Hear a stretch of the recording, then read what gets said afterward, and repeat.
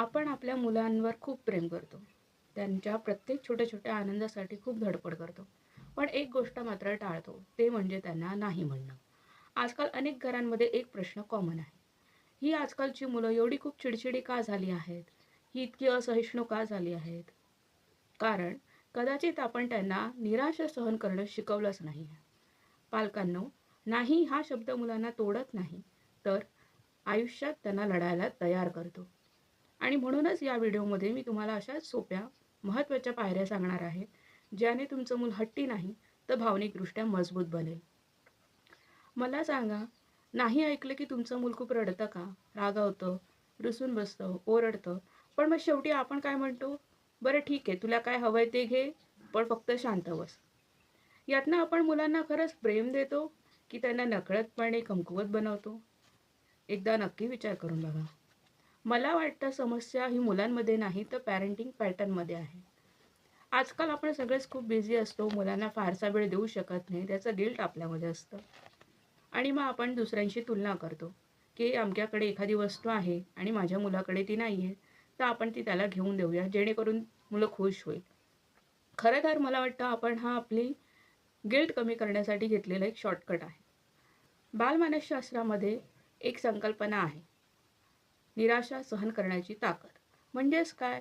तर जर समजा तुमची एखादी इच्छा पूर्ण झाली नाही, तरी स्थिर राहण्याची ताकद. लहानपणी जर मुलांना छोट्या-छोट्या गोष्टींना नाही अनुभवायला मिळालं, तर त्यांचा सेल्फ कंट्रोल म्हणजे आत्मनियंत्रण वाढतं. परिणामी त्यांची निर्णय घेण्याची क्षमतासुद्धा सुधारते. मेंदूचा जो भाग आवेग नियंत्रण करतो, तोही सरावाने मजबूत होत जातो. म्हणजेच काय तर नाही ऐकणं म्हणजेच भावनिक ताकद वाढवण्याची एक प्रक्रिया आहे. म्हणून नाही म्हणायला अजिबात मनात गिल्ट ठेवू नका. जर मूल सारखं रडतंय आणि आपण त्याला शांत करण्यासाठी त्यांना जे हवंय ते देत गेलो, तर त्यांच्या मेंदूला एक सिग्नल मिळतो.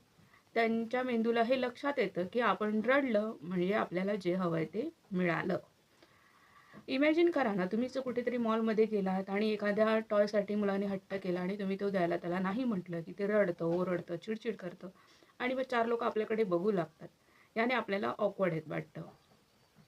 मग शेवटी आपण काय करतो, की मुलाला जे हवंय ते घेऊन देतो. इथे त्याला जे हवंय ते तर त्याला मिळालंच, पण इथे एक पॅटर्नसुद्धा तयार झाला. त्यांना असं लक्षात येईल, की आपण रडू लागलो, की आपल्याला जे हवंय ते आपल्याला मिळतं. मानसशास्त्रामध्ये पालकांचे 4 प्रकार सांगितलेले आहेत. 1 खूप कडक, 2 खूप मोकळे, 3 दुर्लक्ष करणारे आणि 4 समतोल साधणारे म्हणजे बॅलन्स पॅरेंटिंग. जिथे मुलांना प्रेम आणि मर्यादा दोन्ही समजावून सांगितल्या जातात, खरं तर तीच सर्व योग्य पद्धत आहे, ज्यातनं मुलांना चांगलं वाढवू शकतो. नाही म्हणणं हा कठोरपणा किंवा कडकपणा अजिबातच नाही, तर ती एक मर्यादा आहे. जर मुलांना लहानपणापासून कधी नाही हे अनुभवायलाच मिळालं नाही, तर त्यांना थांबायची सुद्धा सवय लागत नाही. जे हवंय ते लगेच त्यांना मिळत गेलं, तर तीच त्यांची कायमची सवय होऊन जाते. आणि जर समजा त्यांना कधी मित्रपरिवारामध्ये नाही ऐकावं लागलं, त्यांना जर मित्रपरिवारामध्ये नकार मिळाला, तर त्यांना तिथे अपमान झाल्यासारखं वाटतं. ते तुटतात, आतून दुखावतात आणि त्यामुळे त्यांचं अभ्यासात सुद्धा सातत्य कमी होत जातं. जिथे मुलांना नाही ऐकून थांबायला शिकवलं जातं, म्हणजे जी मुलं एखाद्या गोष्टीसाठी थांबायला शिकतात, तीच मुलं भविष्यात चांगले परिणाम दाखवतात. म्हणून जितक्या लवकर मुलं नाही हे स्वीकारायला शिकतील तितकंच चांगलं. कारण लाईफमध्ये प्रत्येक गोष्ट होच असते असं नाही. त्यामुळे जितक्या लवकर ते नाही हे ऐकायला शिकतील, स्वीकारायला शिकतील, तेवढ्याच जास्त चांगल्या प्रकारे ते स्ट्रॉंग ॲडल्ट बनतील, एक जबाबदार आणि सुजाण नागरिक बनतील. आपण असं एक बघायला गेलं, की अचानकपणे जर एखाद्या गोष्टीला मुलांना आपण नाही म्हटलं, तर मुलांची खूप चिडचिड होते. पण जर तेच आपण त्यांना आधीच मनाची तयारी करून दिली, तर त्यांना कमी शॉक लागेल. म्हणजे उदाहरणार्थ आपण जर मुलांना कुठे बाहेर फिरायला घेऊन गेलोय, तर आपण त्यांना घरून निघतानाच सांगायचं, की आपण तुला फिरायला घेऊन जाऊयात, पण आज तुला काही मात्र घेणार नाही आहोत. याने काय होईल तर त्यांची घरातून निघतानाच मनाची तयारी होईल आणि जेव्हा तुम्ही बाहेर गेल्यावर त्यांना एखाद्या गोष्टीसाठी नाही म्हणता तेव्हा त्यांना अचानक शॉक लागत नाही. याचबरोबर जर मुलांनी तुम्हाला हट्टीपणाने एखादी वस्तू मागितली आणि तुम्ही नाही म्हटल्यावर ती खूप रडायला ओरडायला लागली तर तुमच्याकडे 4 लोकं बघतायत, या गोष्टीने तुम्ही ऑकवर्ड होता, तुमची अजून चिडचिड होते आणि हे सगळं मुलंसुद्धा बघत असतात. या ठिकाणी मुलं तुमचे हावभाव, तुमच्या आवाजातला चढ-उतार आणि तुमचे एक्सप्रेशन्स सगळं बघत असतात. आणि जर कुठे त्यांना वाटलं की हीच ती योग्य वेळ आहे की आपण अजून जर रडून दाखवलं तर आपल्याला जे हवंय ते मिळणार आहे, तर ते तसा प्रयत्नसुद्धा करतात. पण पालकांनी सुद्धा याच वेळी स्वतःला शांत ठेवायला हवं. या सिच्युएशनमध्ये त्यांनी त्यांचा आवाज ठाम, त्यांचा निर्णय नकाराचा ठाम ठेवायचा आहे. पण शांत आवाजात मुलांना हे सांगायचं आहे की मी तुझं म्हणणं ऐकलंय, पण आत्ता मात्र तुला हे मिळणार नाही. बरं, प्रत्येक वेळेस मूल एखादी वस्तू मागतं तेव्हा ती त्याला पाहिजेच असते असं नाही, तर त्यांना कुठेतरी असंही वाटतं की आम्हाला समजून घेतलं पाहिजे. तर जेव्हा तुम्ही एखाद्या वस्तूसाठी मुलांना नाही म्हणाल, तेव्हा त्यांना हेही सांगा की तुला ही वस्तू हवी आहे, तुला हे आवडलंय, हे मला नक्की कळलंय. मला तुझ्या भावना समजल्यात. पण मात्र आत्ता मी तुला हे देऊ शकत नाही. याच प्रकारे तुम्ही तुमचं मतही ठाम ठेवू शकता आणि मुलांना कमी दुखावलं जाईल. अजून एक आपण गोष्ट अशी करू शकतो की मुलांना सांगा की हे आज नाही, तुला मी 2-4 दिवसांनी देऊ किंवा काही दिवसांनी देऊ.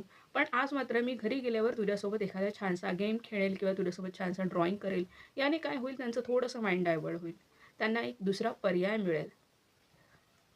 आणि यातनं मुलांना अचानक मिळालेला नकार नाही, तर थोडीशी आशासुद्धा दिसेल की आपल्याला नंतर ही वस्तू आपल्याला आपले पालक देणार आहेत. जेवताना बरेचदा मुलं चॉकलेट मागतात, तर तेव्हा त्यांना असं सांगा की तू जेवल्यानंतर तुला हे चॉकलेट मिळेल.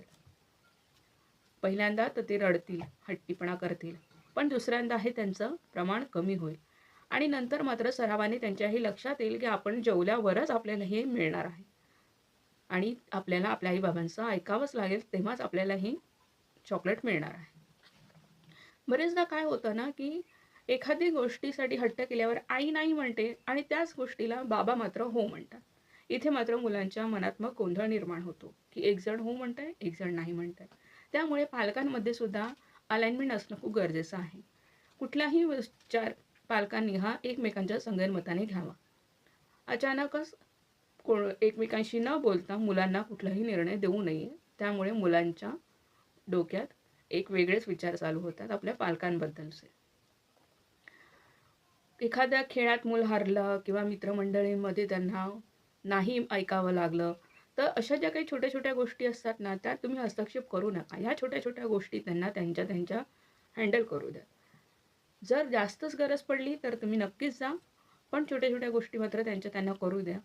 कारण जर आत्ता ते छोट्या-छोट्या गोष्टी स्वतः हँडल करू शकले नाही, छोटे-छोटे स्वतःचे निर्णय जर ते घेऊ शकले नाही, तर मग उद्या भविष्यात जे मोठे-मोठे प्रॉब्लेम्स येतील त्यांना ते कसे फेस करणार? तेव्हा ते स्वतः योग्य निर्णय कसा घेणार? त्यामुळे लहानपणापासूनच या छोट्या-छोट्या गोष्टी ज्या आहेत त्या त्यांना करू द्या. जर गरज पडली तर तुम्ही यात मात्र नक्कीच हस्तक्षेप करू शकता. लग्न समारंभ, गर्दीची ठिकाणं, मार्केट अशा ठिकाणी जेव्हा तुम्ही मुलांना एखाद्या वस्तूसाठी नाही म्हणता, तेव्हा ते खूप चिडतात, रागवतात, आरडाओरड करतात आणि अगदी लोकांचं लक्षसुद्धा आपल्याकडे वेधलं जातं. आणि मग आपल्याला ही 4 लोकं बघतायत म्हणून कुठेतरी ऑकवर्ड वाटायला लागतं. पण इथे पालकांनी ही गोष्ट लक्षात घ्यायला हवी की इथे माघार न घेता मुलांचा हट्ट पूर्ण करायचा नाही. कारण 5 मिनिटाच्या या लाजेपेक्षा आपल्या मुलांना चांगली सवय लागणं हे जास्त महत्त्वाचं आहे.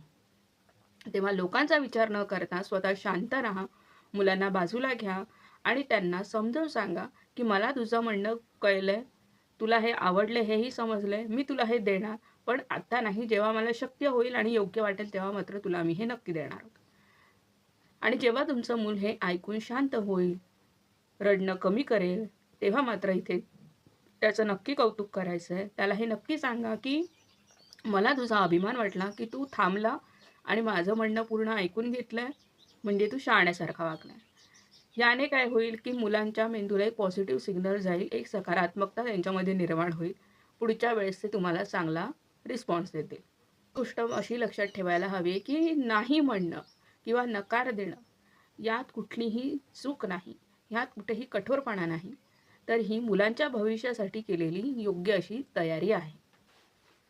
आपण जर आपल्या मुलांच्या प्रत्येकच गोष्टीला हो म्हणत गेलो तर कुठेतरी त्या क्षणी त्यांना खूप आनंद होईल. पण जर आपण मुलांना नाही हे स्वीकारायला शिकवलं तर ते आयुष्यात खूप मजबूत बनतील. कारण आयुष्य हे आईसारखं नसतं. ते प्रत्येक वेळेस हो म्हणतंच असं नाही. म्हणूनच आजपासून नाही म्हणायला अजिबात गिल्ट करू नका.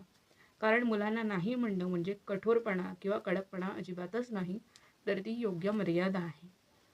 तुमच्या घरी जेव्हा तुम्ही मुलांना नाही म्हणता तेव्हा ते कसे रिॲक्ट होतात हे मला कमेंटमध्ये नक्कीच सांगा.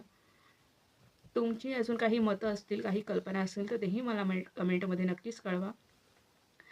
तुमच्या घरात नाही ही जी सिच्युएशन आहे ती कशी हँडल केली जाते ते मला सांगा. हा व्हिडिओ जर उपयोगी वाटला तर नक्की तुमच्या पालकांच्या ग्रुपमध्ये शेअर करा आणि व्हिडिओला लाईक करायला विसरू नका. चॅनलही सबस्क्राईब करायला विसरू नका. अशाच रिअल टॉपिकवर आपण पुढेही चर्चा करणार आहोत. मागच्या व्हिडिओला चांगला प्रतिसाद मिळाला त्याबद्दल सगळ्यांचे खूप आभार. भेटूया आपण आता पुढच्या व्हिडिओमध्ये. तोपर्यंत स्वतःची काळजी घ्या.